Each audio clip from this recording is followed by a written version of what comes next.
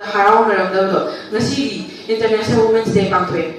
adui mathakta nahawai NDA habe exam de no ko job ra thana be exam ha tani ado han nubi ki sitter de ko ado handak inong 2022 da ha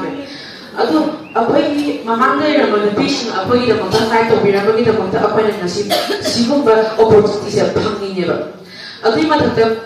apoi na women ama supporter ga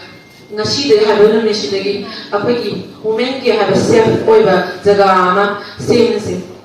kay no hai kanda apoi no phadok su hoje apoi students oi ade mathakta apoi na coaching ato pa exam thabe coaching chaba matamda kay ko pe te samale re hai ga apoi khat thing na la ko si oi nung damar 5 pm 5:30 pm ado winter ni na khat thing la pa ka apoi safe kay ko pa ka oi kay na kanda apoi je ko but sometimes it's not equal aduna apoi ne hai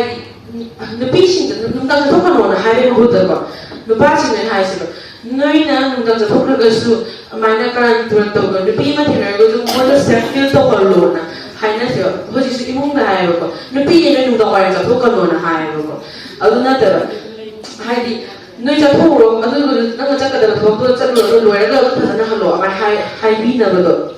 amana hai ba ki ira amado la anseba ko su no mana jela no mali let's make our younger generation more safer in this earth. And that's all about me. Thank you.